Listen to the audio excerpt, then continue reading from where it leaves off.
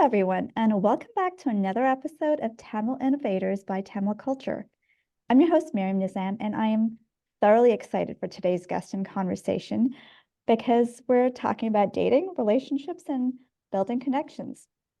I think for some people, or a lot of people actually, when you say dating, people roll their eyes in frustration.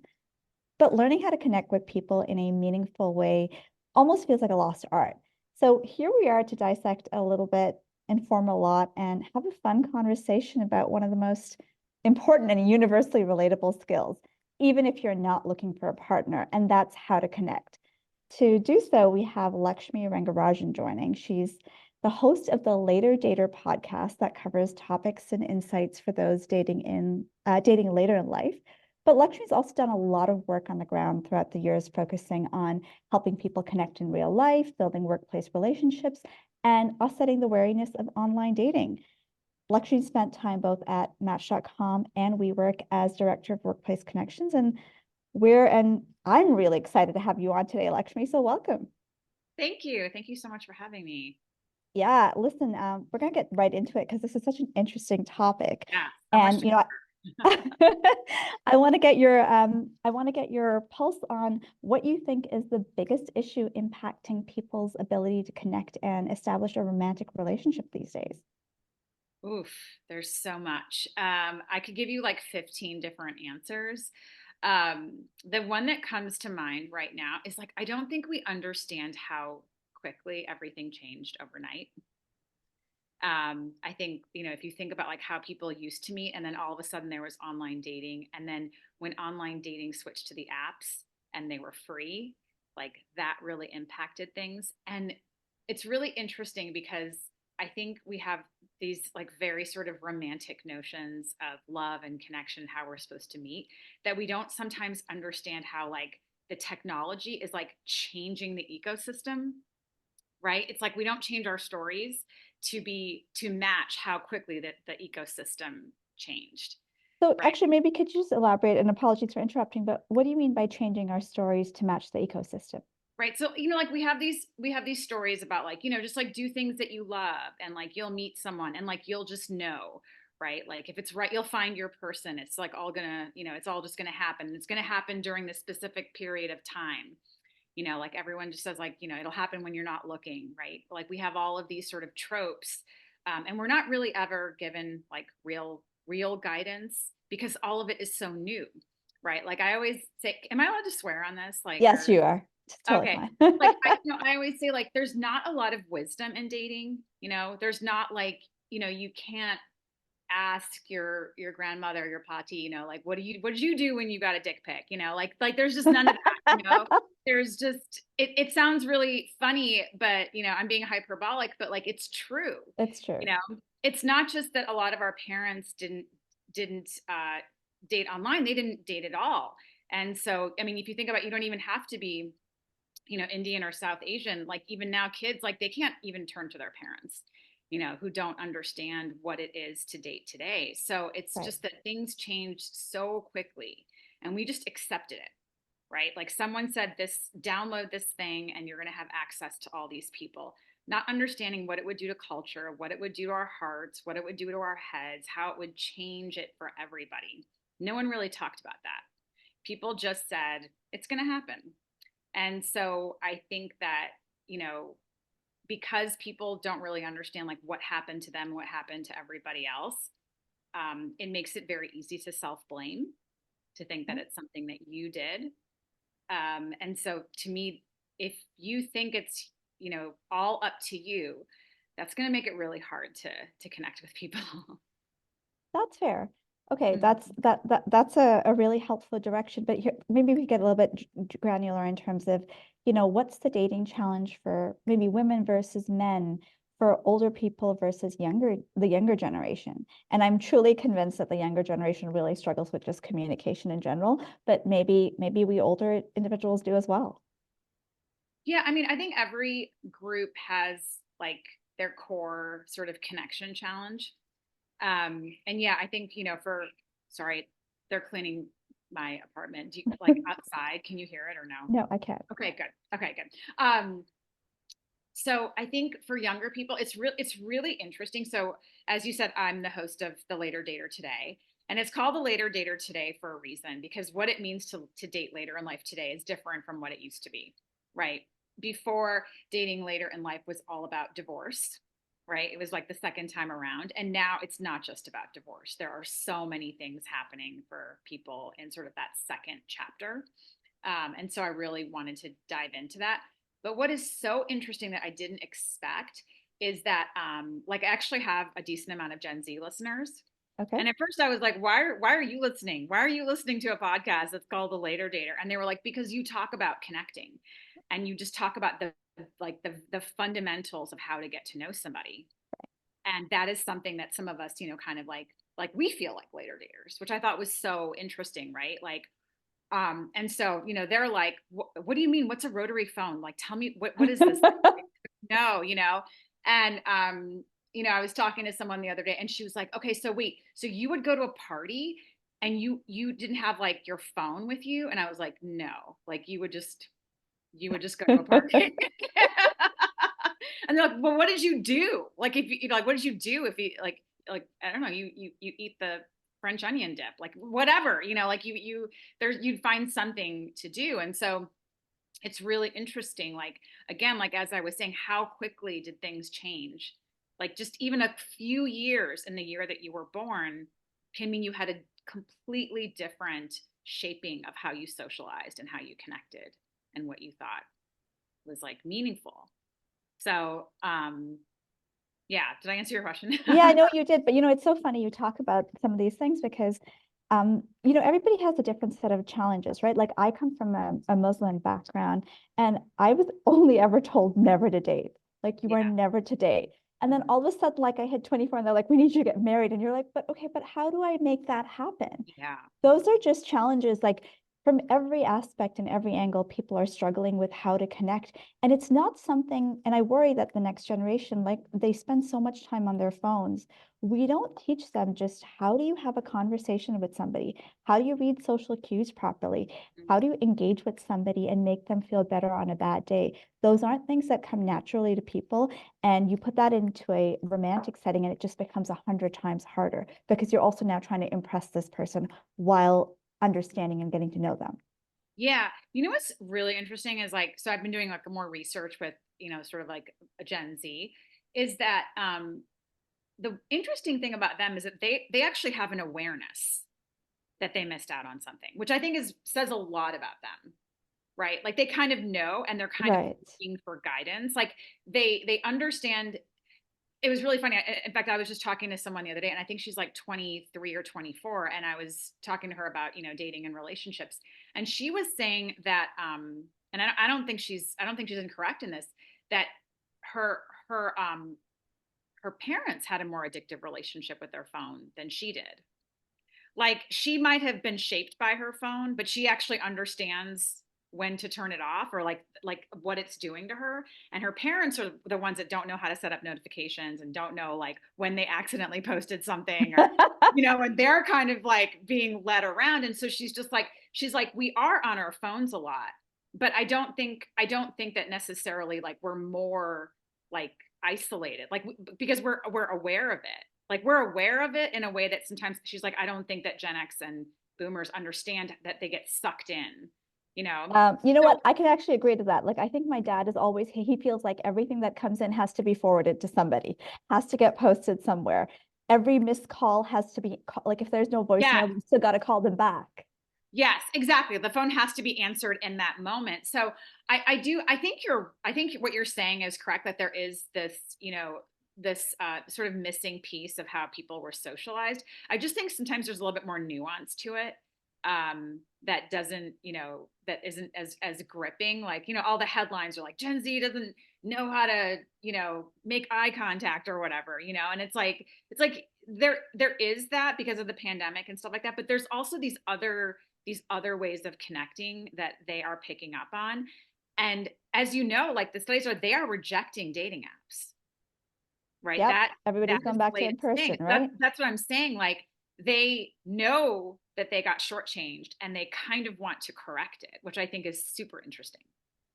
So let's talk, I do want to get to you and your story a little bit because, curious to know why the focus on dating. But first, like, okay, so if these Gen Zers want to do more, less apps and different ways of connecting, what are some of those ways that, you can go about having and meeting people and have, number one, good connections and then potentially get to a romantic relationship? Like, what are some of those ways that people should consider looking into meeting people? Okay, so I have a couple thoughts on this. Okay. The first one is not going to be popular, but go to work. Go to work. And what I mean by that is like you want to go somewhere where you're getting sort of just a sense of other people's vibe that you just can't in the same way on a screen. Um, like it's not even that you need to go somewhere to talk to people. You just need to go somewhere to be around people, to be like around their energy, to like, see them in different scenarios. So that's the first thing I tell people. Like, and even if for some reason you have like, you just can't, like, I'm going to go hard on this. Like, I would honestly say get a job, a part-time job that's in a coffee shop or at a restaurant where like talking to people is an intrinsic part of your job. I know that could be a heavy lift depending on what you do, but I was a bartender for 6 years, and there's no more important thing I ever did in my life than that, where I could not escape conversation, where, I had to be around people. I had to find a way to make it interesting. Which leads me into my second point. And this is more like philosophical. I think everybody wants to know, like, like, well, should I go here or should I go there? Should I join a social club? And like, I think those are all, well and good. And they're, it's not easy, but yeah, you could go do those things. But at a really fundamental level, I know this sounds weird, but like, I think you need to get excited about humans, like literally excited. Like the way that Taylor Swift gets excited about a Grammy, like you need to get excited about like the next person you meet. And don't even think about if it's going to go somewhere romantic. Like human interaction is becoming less and less of a thing. And so when you do meet someone, like honestly, like meet someone with excitement, like meet someone and understand that there's 100% chance that they've lived a completely different life than you. And get excited about that, and work on the art of how is it to have, on getting to know other people and how they've moved through the world.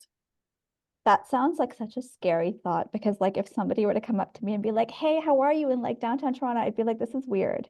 Do not be this excited to talk to me, and definitely do not like touch me, Well, do not hug me, do not anything." yeah, I guess I wasn't meaning like strangers. Like I'm not saying run up to people like that, but I'm saying like when you're in a situation, and it doesn't need to be like outside excitement, like externalized excitement, but Okay. just this idea that like understand at a deep sort of cultural level that human interaction is dwindling. And so when you meet someone, it is actually pretty special. So And it is what would you ask somebody like, okay, so say I've met you once before I got introduced somewhere, I meet you again. Like, mhm. what kind of conversation do you want people to hit on? What are some examples of conversations people should try to engage in so that they can hit that deeper level of connection? Yeah. So I mean, to me, like there's sort of two ways I think about. Like one is like, yes, you can ask questions, right? So there's two things. There's like using a question, which you're taking something external. So one of the questions that I love to ask people is like, and like with all of these questions, you have to like think about the context and be like, is this the right one? But to sort of like, well, in this situation, like, what are you paying attention to? Like, what is like holding your attention, right? Okay, right? Because that's sort of a window into how they think, and like a window into like, so like even if like, like we're in a um like in a coffee shop, right? Like everyone's kind of paying attention to something slightly different. Okay, like a very banal everyday scenario, Fair right? enough. Okay. What are you paying attention? Like, are you paying attention to the barista? Are you paying attention to the sounds? Are you paying attention to the music? Are you paying attention to the retail display? Right? Everyone's sort of naturally going to gravitate towards I'm something. looking at the brownies, like definitely looking at the brownies. Right. Right. So like that to me is like a great catch-all question that kind of works in almost any scenario, which is like what is it that you're sort of paying attention to right now, or that is like kind of drawing you in, Right. right? And also the other thing that's nice about that question is that we do live in a very distracted world. And so that gets someone to like actually be like, oh wait, what am I actually paying attention to right now? So it kind of breaks them of their trance a little bit, Okay. that trance of being like divided in so many directions. Um, and then, the other one is to always think of everything out in the world as like a mini prop or opportunity to talk to somebody, right? So even like if someone's on their if someone's on their phone, it's like, oh, what are you looking at on your phone, right? Like what has your attention on your phone? And Okay. like the other day, I was co-working at a hotel, and the guy next to me, like he had like just I don't even know what was on his screen, but it was like sort of fascinating.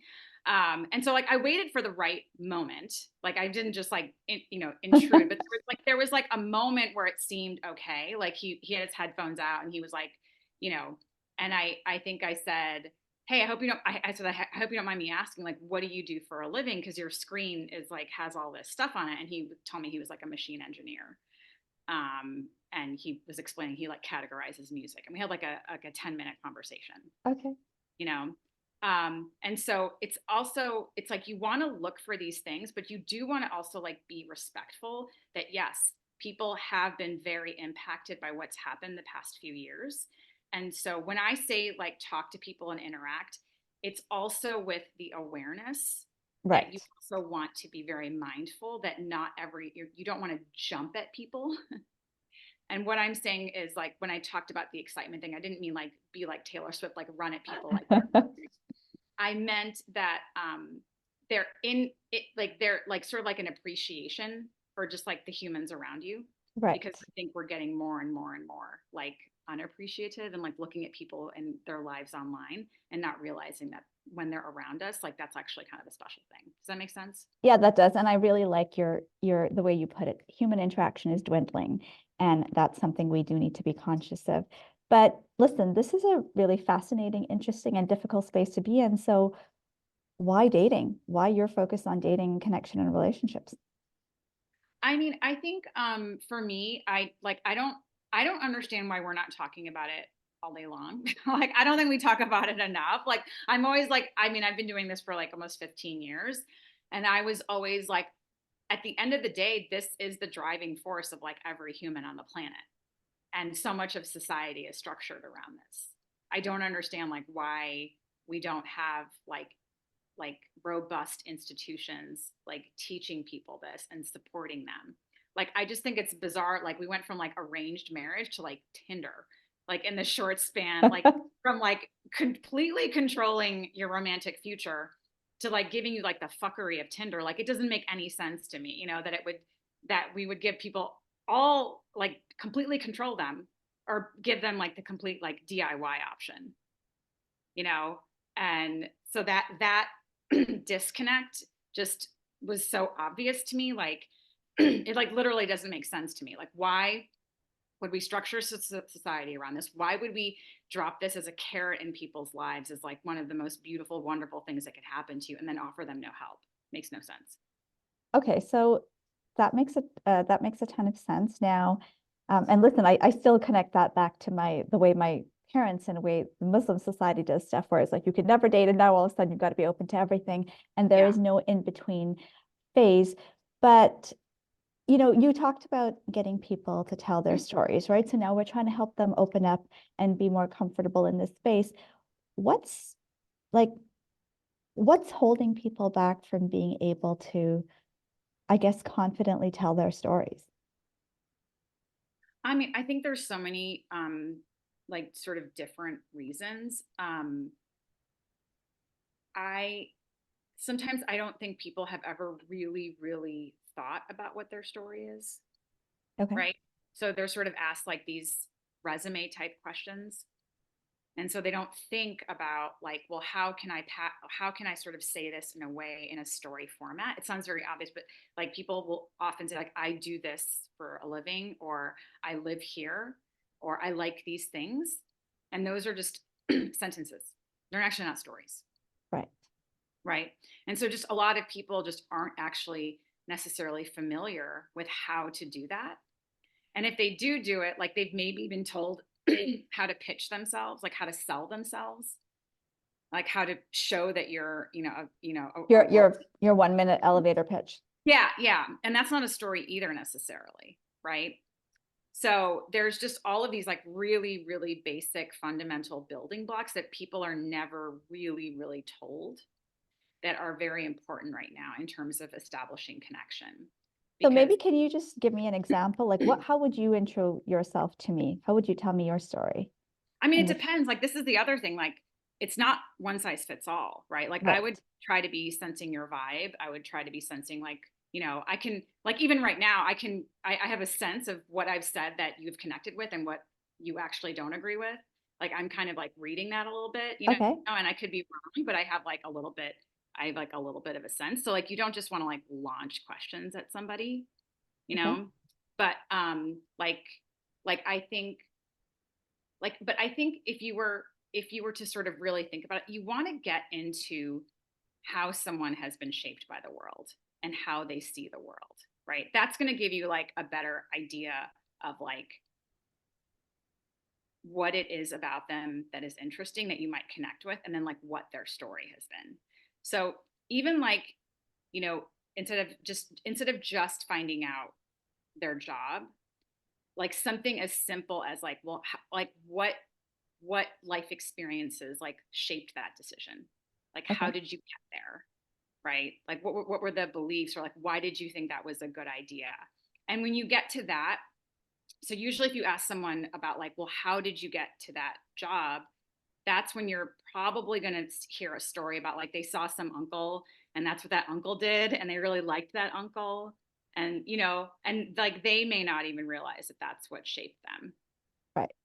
right? Unless you're a brown person and you're like, my dad said I got to be a doctor. My mom said I got to be a doctor. But hey, these are the things I learned along the way, right? It does give them an opening to kind of to share more about who they are.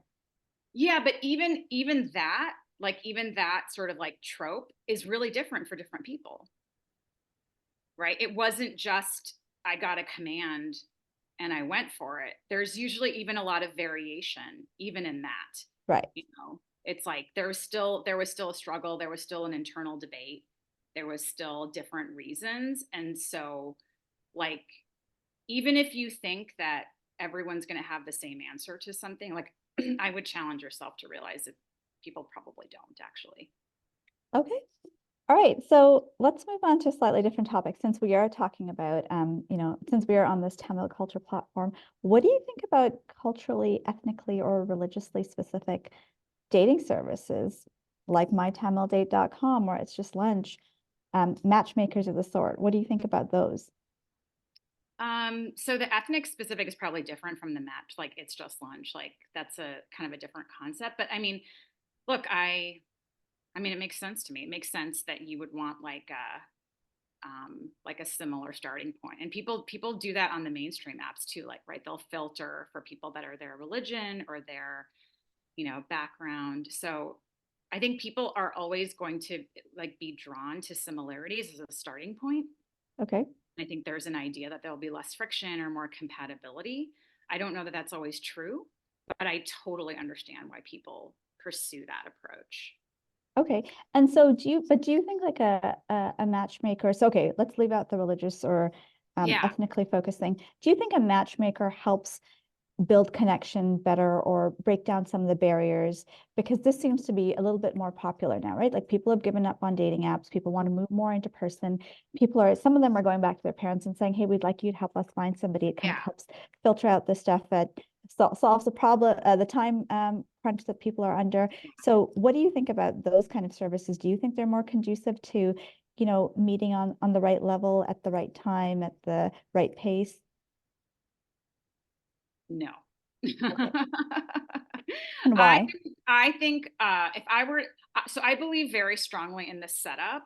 Like your aunties introducing you to someone or your parents, like that to me is like cool because there's no like money involved, and so it's like there's like I think a really good like spirit and intention behind that. So I'm okay for that. Like except when it's like, depending on like how people say it, like when they're trying to fix you, like they think something's wrong with you, like that, we don't want that vibe. But I think that's awesome. But the matchmakers, like the number of awful stories I have heard about matchmakers, like I could write a whole book on it. Because Okay. a lot of people won't admit it because there's like, I think if people had a bad experience with a matchmaker, again, they'll self-blame and they'll Okay. think that something was wrong with them.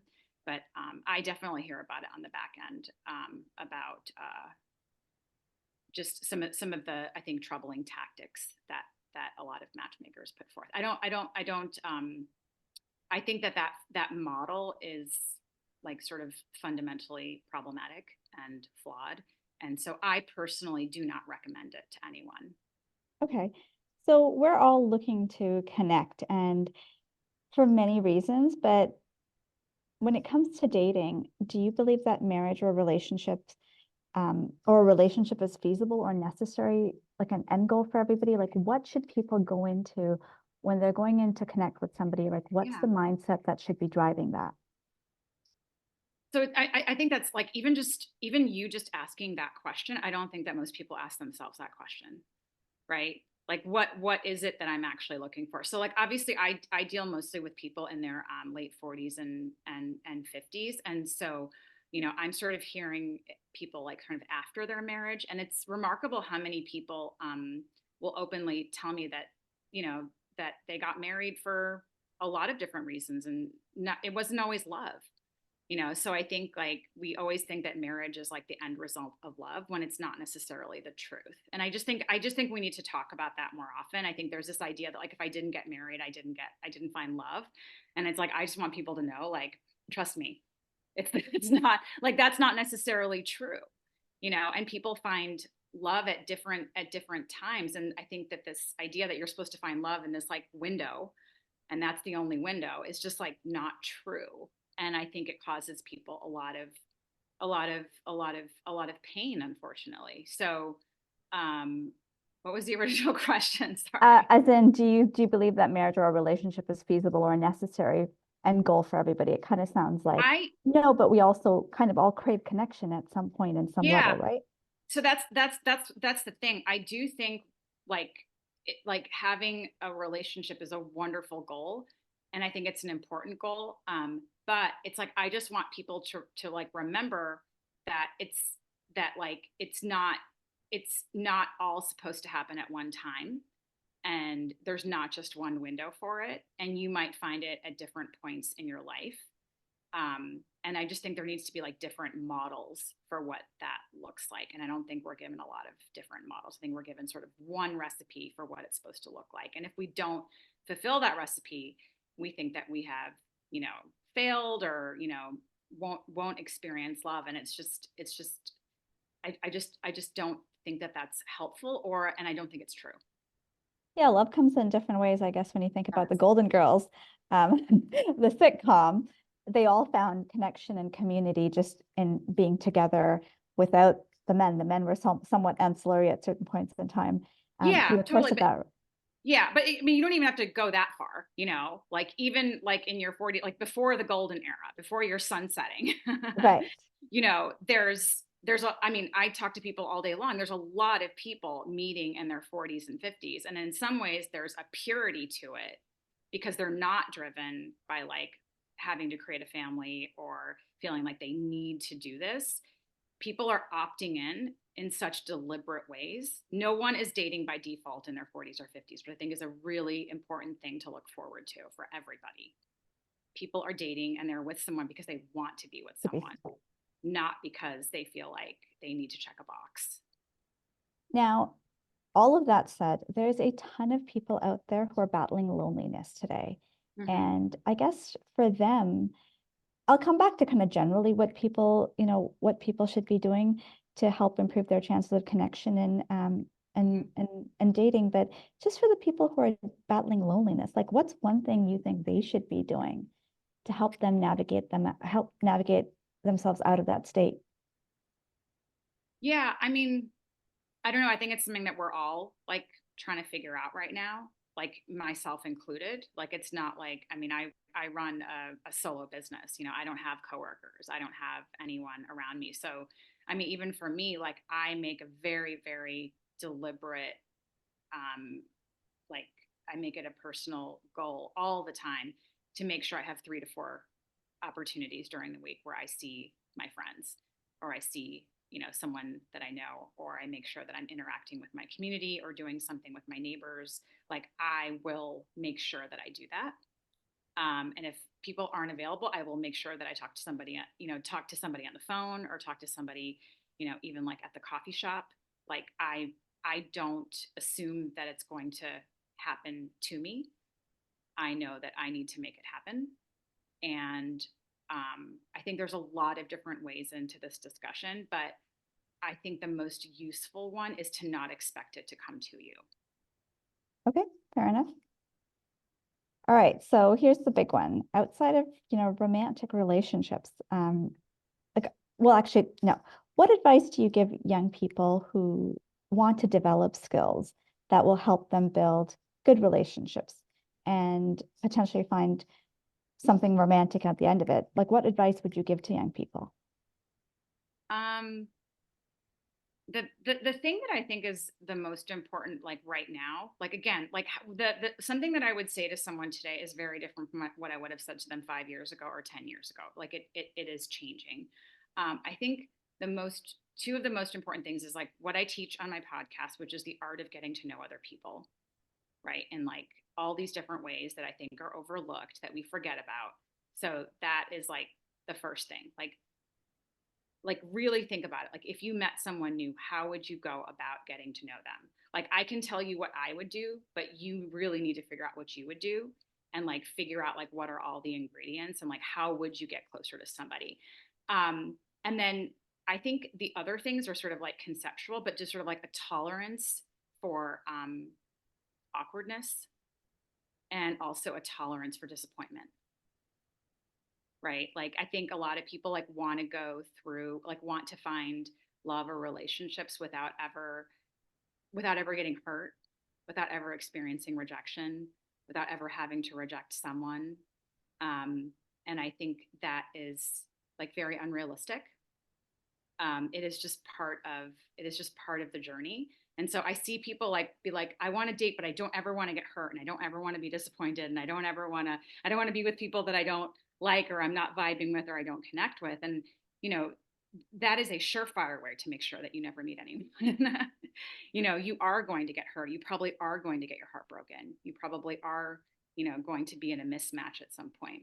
And I think finding a way to actually like embrace that and understand that is a part of the deal, is like probably the best thing I could ever tell someone. Thank you. I remember listening to you on another podcast, and you said something that was really, and I'm going to massacre it, but you said Massacre away. something about, how you find yourself attracted to somebody or connected to somebody at a deeper level is it's never just one moment. It's a multitude of moments that Yeah. help make you feel connected to somebody. Maybe you could just elaborate a little bit on that and maybe refine how I've positioned Sure. that. No, I think you nailed it. I think so. I started doing my research basically like kind of 2010. So like pre Tinder, but post online dating. And I was interviewing a lot of people that met at work. And pretty much everyone told me that like it was a moment or a series of moments that made them attracted to somebody, right? Like they saw them give a presentation. They saw that they replaced the paper in the copy machine. They you know, offered to, get them a cup of coffee when they went to go get a cup of coffee, right? It was all these like tiny like moments that sort of added up and gave them like a picture of the person. So um, that was what I was trying to say, that like all of these people that I was interviewing, they didn't have initial attraction to the person. They were just like a coworker or someone that they knew. And then they kind of slowly got to know them over time. Okay, so this is now let's get into a little real life scenario. So when you're doing that at work, when it's somebody in the workplace or somebody you meet at family events or through friends, pretty easy, right? But what if you go on a blind date or you go on a date through an app and your first date is not memorable? It's nothing to write home about. It didn't take my breath away. Do I go on a second date? I mean, it's a very personal decision. I never tell people what to do. I think people think that there's like an answer or a recipe, Okay. and there just isn't. And that I think goes back to what I was saying. Like everyone is like thinking there's like a right way and a wrong way, and like give me the answer, like tell me the, you have the cheat code, and I don't have the cheat code. But I think that's a very personal thing. I think, but what I would say is that I don't think the question is like, should you go on a second date? I think the question is like, is this someone you want to get to know better? That's it. Like not even like would I date them, but like, is this someone that you feel like you want to get to know better? Like that's it. Like start from there. And Okay. most people, like I think you probably wouldn't necessarily mind like meeting twice. Okay, no, that's a good way to think about it. And I guess my last questions to you is, once you've got that relationship, and that could be romantic, that could be platonic, any advice on how you sustain it? Um, I mean, there's so many dimensions to it, but I think the most important thing is to always like sort of be playful and then curious about each other. Okay. Like to keep it light, and to know that like this is someone that you can like have fun with, and that this is like to know that like especially at this point in my life, like if you meet someone in your 40s or 50s, they've lived a whole life, and there's always going to be something that like you don't know about them. And I think that if you're genuinely like curious about that, that's probably one of the keys to sustaining a relationship. I just want to share, I have a friend of mine and she runs like an athletic club basically. And she and her husband, every night they play Scrabble or some kind of board game. And the Yeah, whole logic behind it is we want to bring play into our relationship yeah. No, I because, think that speaks to our competitive side, our ability to connect on something, right? When you're sitting and watching TV all day long or all night long, you may not have an opportunity to engage, but here you're engaging multiple sensors, and it just gives you so much of a thing. So they've established this routine around playing games every night, and it's done wonders for their relationship. So if that's advice I can give anybody is, hey, you know what, if it's a board game, build that into your routine. yeah, no, and I think what you said is like key. I think when I say playful, it's like yeah, it's like something that activates a different part of your personality. Right. Like even if you and you're right, like when you're watching television, there is a part of you that gets activated, probably the critic, right? But when you're doing a game, it's a different side of you, and you kind of like let go a little bit, and you're negotiating, you're like laughing, you're getting competitive, and yeah, you're seeing multiple sides of somebody. So yeah, that makes a lot of sense. Well, Lakshmi, it was great chatting with you. I appreciate your insights. And Of maybe you could course. just tell us, so your podcast is on Spotify and Apple, and where Mhm. else can we find you? Those are the main two platforms. Yeah. And it's the later dater today. Okay. All right, cool. Well, thank you. Loving having your insights. And I'm sure as the world evolves a little bit, this is the conversation that will just continue to happen. But hopefully, like you said, there'll be more energy that's spent into equipping people to engage with each other in a more meaningful sense, because you're right. I think interaction is dwindling and loneliness is on the rise. And hopefully we've got solutions to address that in the future. And maybe you'll be part of that, kind of I driving the the path fingers forward. fingers crossed. Fingers crossed.